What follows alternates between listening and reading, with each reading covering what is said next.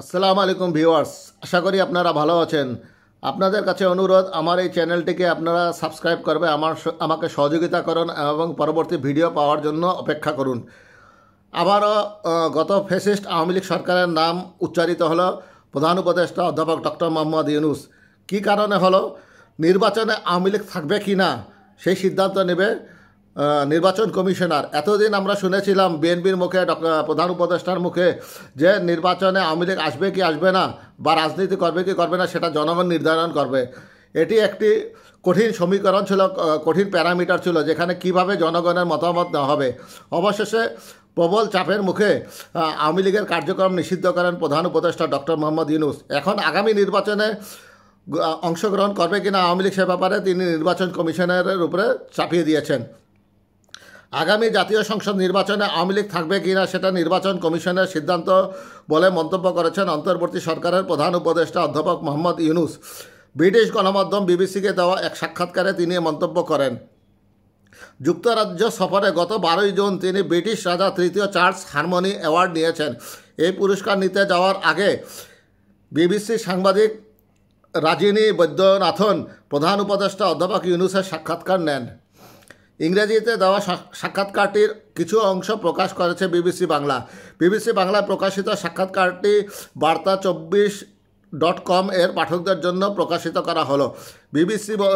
BBC প্রশ্ন করেছিল, আপনার দেশের ভবিষ্যৎ নিয়ে কথা বলি। আপনি নির্বাচনের ঘোষণা দিয়েছেন, আপনি দেশটির অন্তর্বর্তীকালীন সরকারের নেতা। আপনি বলেছেন এই নির্বাচন যেন অন্তর্ভুক্তিমূলক এবং অংশগ্রহণমূলক হয়, কিন্তু একটা সমালোচনা হচ্ছে যে আপনি আওয়ামী লীগকে অর্থাৎ সাবেক প্রধানমন্ত্রী শেখ হাসিনার দলকে নির্বাচনে অংশ নিতে দিচ্ছেন না কেন? উত্তরে অধ্যাপক ইউনূস বলেছেন, আমরা বহুবার এটা ব্যাখ্যা করেছি, আবারও বলছি। প্রথমত, আওয়ামী লীগ না থাকলে নির্বাচন অন্তর্ভুক্তিমূলক হবে কিনা সম্প্রতি ঢাকায় জাতিসংঘের রেসিডেন্ট কোঅর্ডিনেটর খুব ভালোভাবে এটা ব্যাখ্যা করেছেন। তিনি বলেছেন, অন্তর্ভুক্তিমূলক মানে কোনো নির্দিষ্ট দল নয়, সব মানুষের অংশগ্রহণ।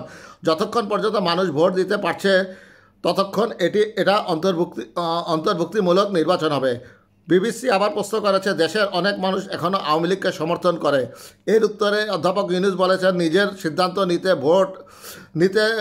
ভোটের দিন তারা ভোট দিতে চায় কি না সেটা দেখতে হবে।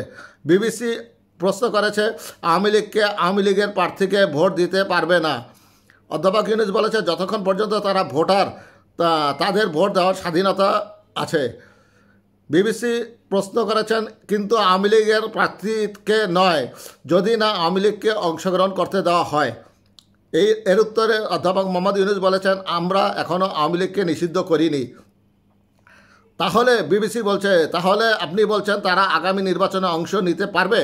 অধ্যাপক ইউনূস বলছেন, না, আগে একটা বিষয় পরিষ্কার করি, আওয়ামী লীগকে নিষিদ্ধ করা হয়নি, তাদের কার্যক্রম সাময়িকভাবে নিষিদ্ধ করা হয়েছে।